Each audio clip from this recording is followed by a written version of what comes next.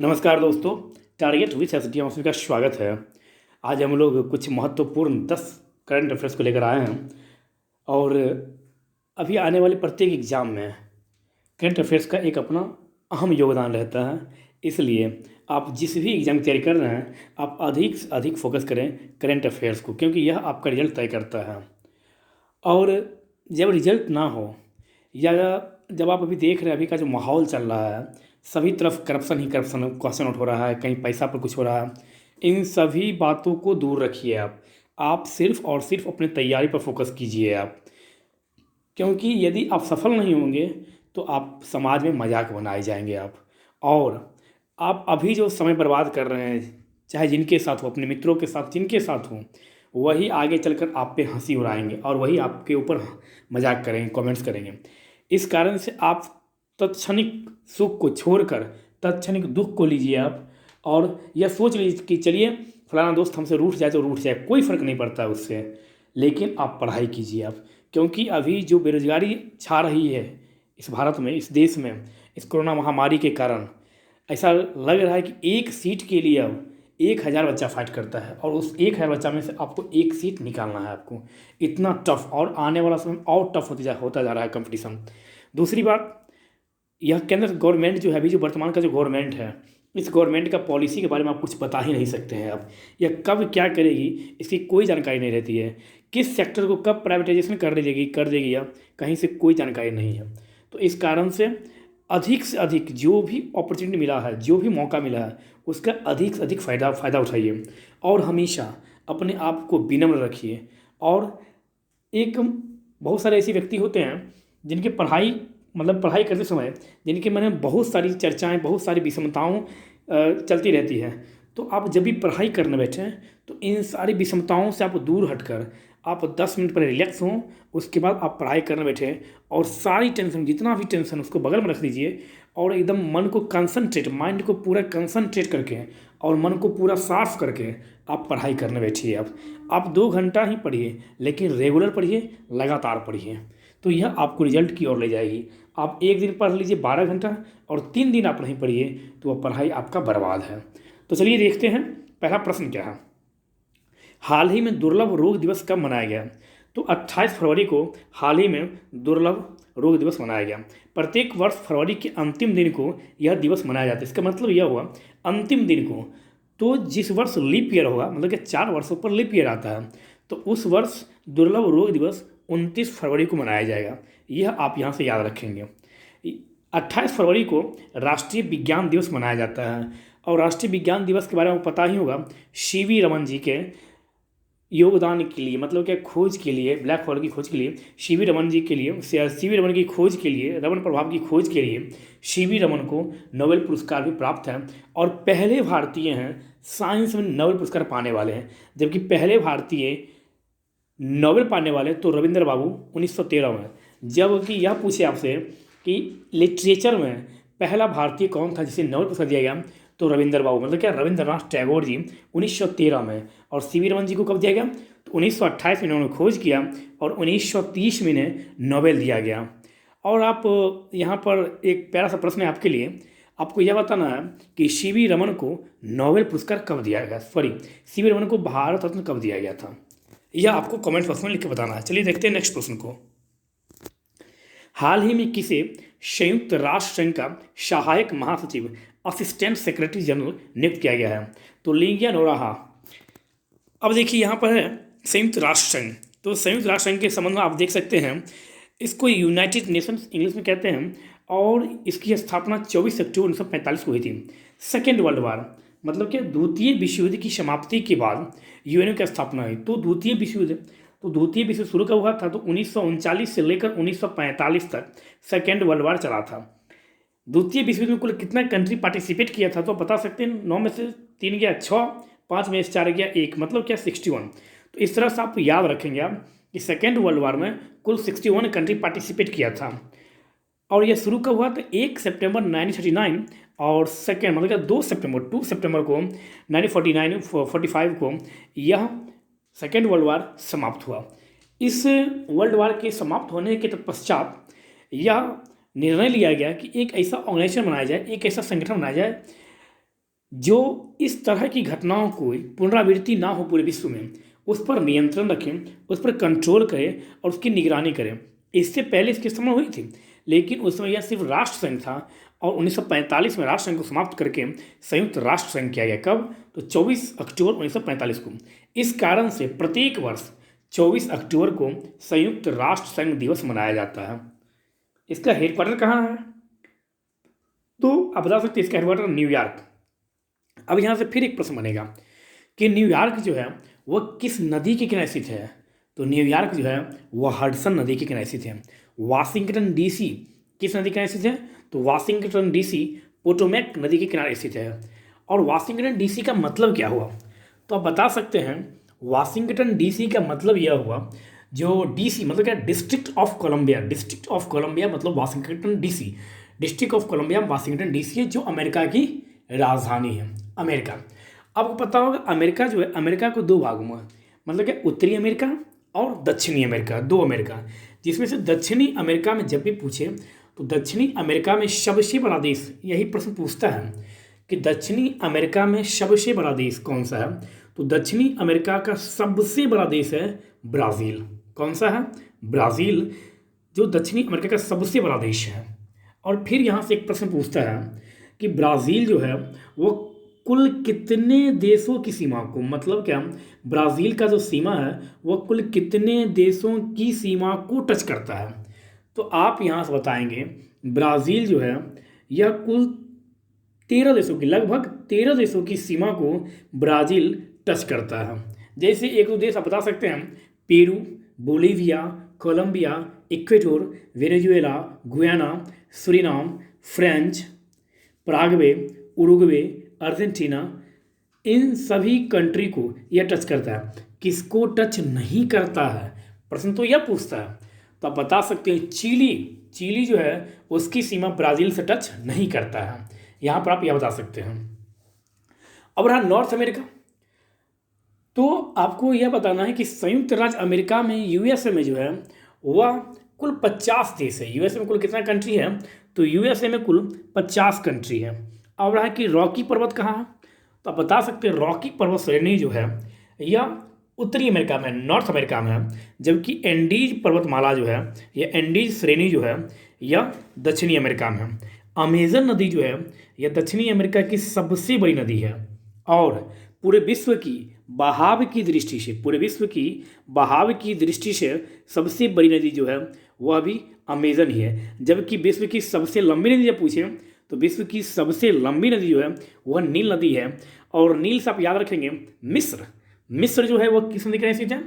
तो मिस्र नील नदी के किनारे स्थित है। जबकि आपसे यह पूछे कि प्यारा भारत, मतलब क्या भारत का सबसे लंबी नदी कौन सी है? तो प्यारी सी गंगा, जो गंगा है हमारी, वह प्यारा भारत की सबसे लंबी नदी है।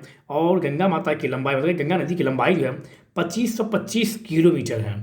यह भी आप यहाँ से याद रखेंगे। तो इस तरह से हम अमेरिका के संबंध में कुछ बातों को इस तरह से हम देख सकते हैं।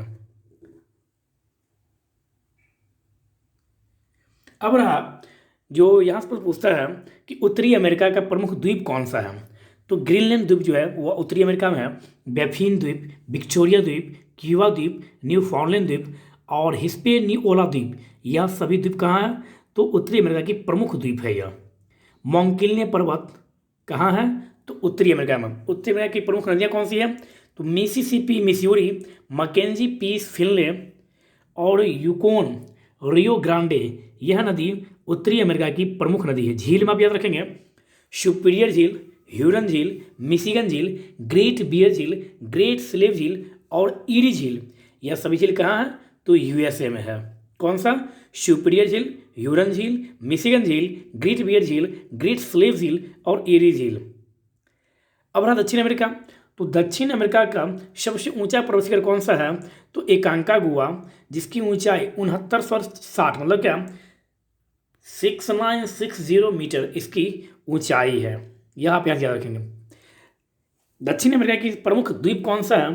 तो पश्चिमी फॉकलैंड, पूर्वी फॉकलैंड, इस्ला दे चिलाई, कौन सा? इस्ला दे चिलाई। और एक कौन सा द्वीप है प्रमुख?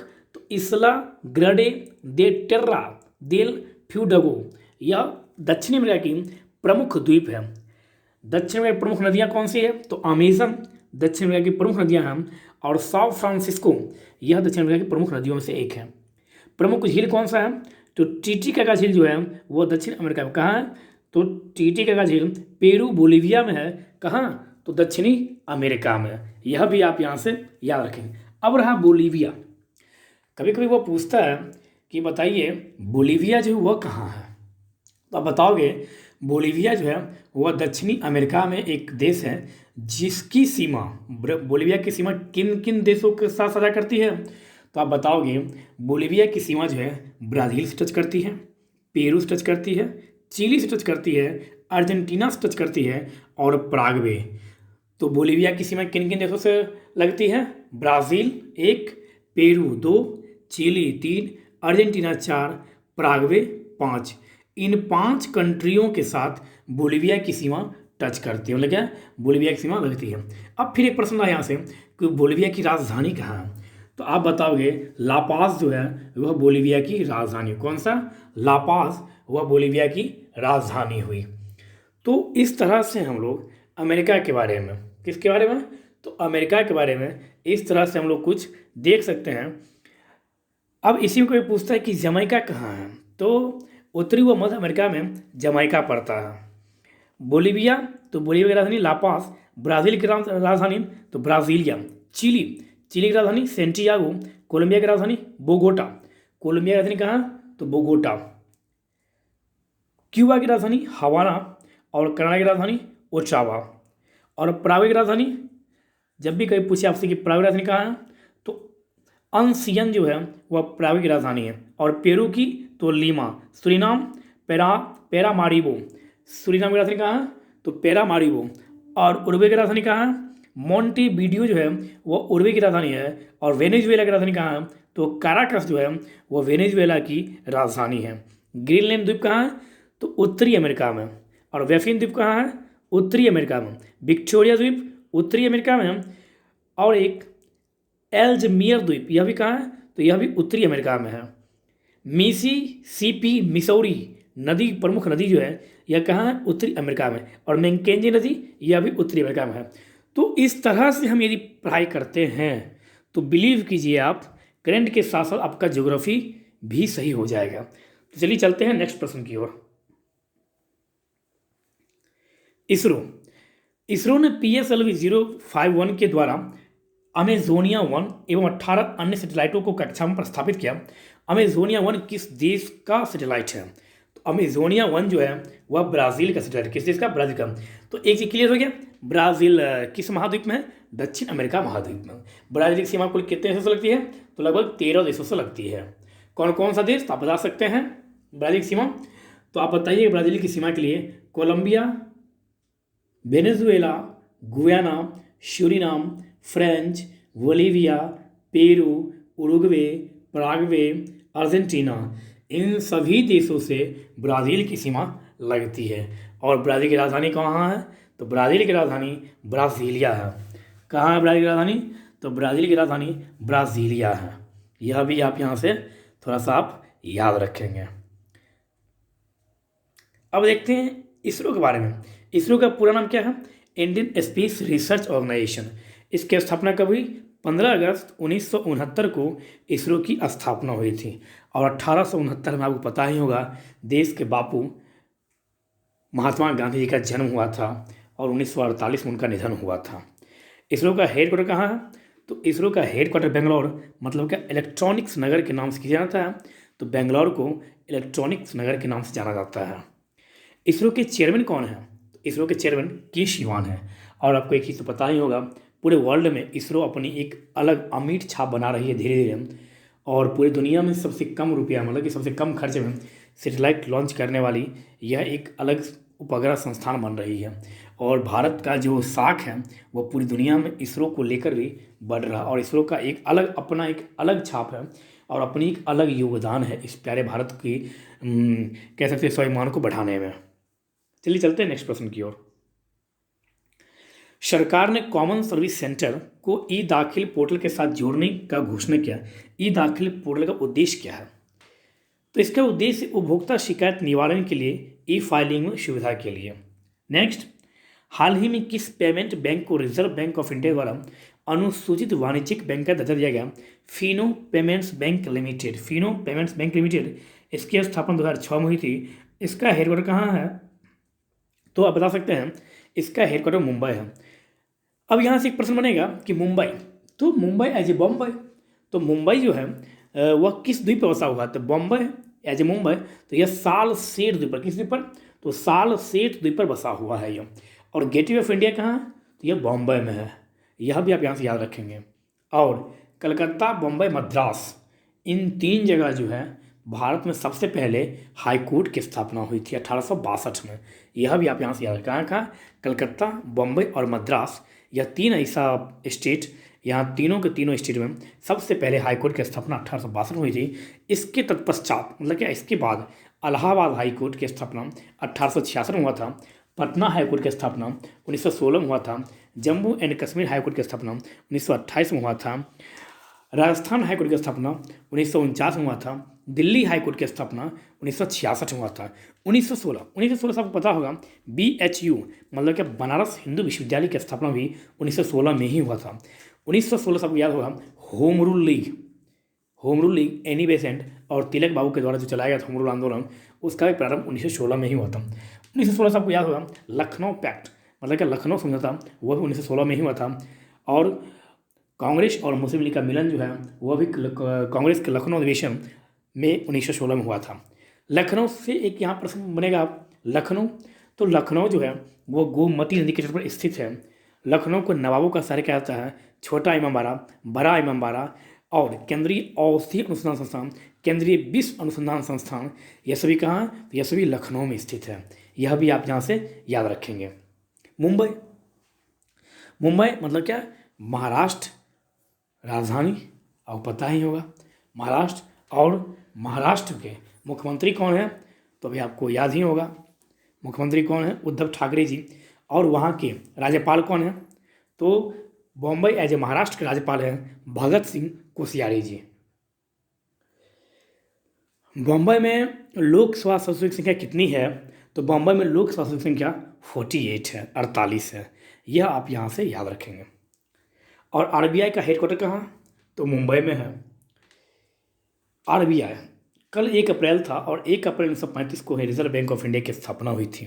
यह भी आप यहाँ से याद रखेंगे। और शक्तिकांत दास जी इसके चेयरमैन हैं, गवर्नर कहिए, चेयरमैन कहिए, अध्यक्ष जो भी कहिए, सब ठीक है। इसकी स्थापना किस अधिनियम के तहत हुई? तो भारत शासन अधिनियम 1935 के तहत इसकी स्थापना 1 अप्रैल 1935 को हुई। जब भी पूछे कि इसकी स्थापना किस बैंकिंग एक्ट के तहत हुआ, तो बैंकिंग एक्ट 1934 मतलब 1934, बैंकिंग अधिनियम 1934 के तहत इसकी स्थापना हुई थी। RBI का नेशनलाइजेशन मतलब क्या? RBI का राष्ट्रीयकरण कब किया गया? तो 1 जनवरी 1949 को रिजर्व बैंक ऑफ इंडिया की स्थापना की गई। और आपको याद ही होगा, हमारा प्यारा देश और प्यारा भारत का प्यारा संविधान, खूबसूरत सा संविधान भी लागू 26 नवंबर 1949 को हुआ था। मतलब कि संविधान सभा के मेंबरों के द्वारा अंगीकृत किया गया था 26 नवंबर 1949 को। और लागू कब किया गया था? 26 जनवरी 1950 को प्यारा भारत का प्यारा सा संविधान, दुनिया का सबसे खूबसूरत संविधान लागू हुआ था। डिप्टी गवर्नर कौन है RBI के? तो महेश कुमार जैन, विभू प्रसाद कानूनगो, माइकल देवव्रत पात्रा, M राजेश्वर राव, यह इसकी डिप्टी गवर्नर है। और गवर्नर कौन है? शक्तिकांत दास। नेक्स्ट, हाल ही में राष्ट्रीय प्रोटीन दिवस कब मनाया गया? तो 27 फरवरी को राष्ट्रीय प्रोटीन दिवस मनाया गया। हाल ही में राष्ट्रीय विज्ञान दिवस कब मनाया गया? तो 28 फरवरी को। यह दिवस भारतीय भौतिकी वैज्ञानिक शिविर रखने के लिए बनाया गया। यह आपको ऑलरेडी पहले ही बताया जा चुका है। नेक्स्ट, राजस्व सचिव रेवेन्यू सेक्रेटरी का अतिरिक्त प्रभार किसे दिया गया? तो तरुण बजाज को राजस्व सचिव का पद दिया गया। वे किसका स्थान लेंगे? कभी कोई यह भी पूछ देता है कि तरुण बजाज से पहले कौन था? तो अजय भूषण पांडे। नेक्स्ट, संस्कृति मंत्रालय ने राष्ट्रीय संस्कृति महोत्सव का 30वें संस्करण का आयोजन मुर्शिदाबाद, पश्चिम बंगाल में किया। वर्तमान में केंद्रीय संस्कृति मंत्री कौन है? प्रहलाद सिंह पटेल जी हमारे संस्कृति मंत्री हैं। नेक्स्ट, दादा साहब फाल्के पुरस्कार किसे दिया गया है? तो दादा साहब फाल्के पुरस्कार रजनीकांत जी को दिया गया, जिन्हें साउथ का अभिनेता नहीं कहा जाता है, जिन्हें साउथ का सुपरस्टार कहा जाता है। आपको पता होगा रजनीकांत जी शुरुआती दौर में बस में कंडक्टर का कार्य करते थे, मतलब कि एक्चुअल जिसको अभी हम लोग कंडक्टर बोलते हैं लोकल भाषा में, वह काम वह शुरू किए और बहुत ही तंगी से अपना जीवन व्यतीत किए। लेकिन आज देखिए वो अपने मेहनत के दम पे और साउथ के एक अभिनेता के रूप में नहीं जाने जाते हैं, साउथ के लिए एक गॉड के रूप में जाने जाते हैं। और जब इनका बर्थडे मनाया जाता है तो उस दिन वहाँ की महिलाओं, पुरुषों, बच्चों, युवाओं सभी के द्वारा दूध से स्नान कराया जाता है। इतना महत्व दिया गया है रजनीकांत जी को साउथ इंडिया में। और साउथ इंडिया क्या बोले आप, पूरे इंडिया में आप बोल सकते हैं आप। अब रहा दादा साहेब फाल्के पुरस्कार। तो दादा साहेब फाल्के पुरस्कार, दादा साहेब फाल्के इनका नाम था और ये फिल्म के बहुत शौकीन थे। ये ऐसे कहते हैं, मतलब कि इनके द्वारा लिखे गए पुस्तक में ऐसा मिलता है, जो जब एक बार ये फिल्म देखने गए थे और उनको वह मूवी, विदेशी मूवी था, वह मूवी उनको देखने में बहुत मज़ा आया। और उसके बाद उन्होंने कहा कि ऐसा कोई भी दिन नहीं होगा जिस दिन हम सिनेमा हॉल, मतलब कि थिएटर नहीं गए हों। और वह बोलते थे कि मात्र हम 24 घंटा, हम 3 से 4 घंटा सोते थे, हमेशा हम सिर्फ थिएटर में ही बैठे रहते थे, मतलब कि सिर्फ मूवी ही देखते रहते थे। और उनका इतना बड़ा योगदान, उन्होंने अकेले अपने दम पे राजा हरिश्चंद्र, आपको याद होगा फिल्म बनाए थे वो सब कुछ उसमें खुद ही थे। और पहले अभिनेत्रियां नहीं होती थी, पहले हीरोइन नहीं होती थी मूवी में, पहले पुरुषों को ही हीरोइनों का वस्त्र पहनाकर, हीरोइनों का बाल लगाकर हीरोइन का अभिनय करवाया जाता था। तो इतना मेहनत की और लगभग 120-130 मूवी का इन्होंने निर्माण किया। पहले मूक फिल्म बनाए, फिर बोलती फिल्म बनाई, इस तरह से इन्होंने फिल्मी जगत में एक अपना अलग से योगदान दिया। तो इनके नाम पर 1969 ईस्वी में दादा साहब फाल्के पुरस्कार की शुरुआत की गई। सत्यजीत रे को पहला पुरस्कार दिया गया था। इसके तहत 10 लाख रुपया दिया जाता है और एक प्रशस्ति पत्र भी दिया जाता है। दादा साहब फाल्के पुरस्कार के बारे में आपको यह याद रखना है, इस वर्ष किसे दिया गया, तो रजनीकांत जी को। दूसरी बात, यह किस क्षेत्र में दिया जाता है, तो फिल्म के क्षेत्र में अमूल्य, मतलब कि अमिट योगदान के लिए यह पुरस्कार दिया जाता है। तो हम उम्मीद करते हैं कि यह करंट अफेयर्स आप लोगों को समझने में बहुत अच्छा लगा होगा, इस यह वीडियो देखने में, और बहुत मज़ा आया होगा। बहुत सारी जानकारी देने का हमने कोशिश किया।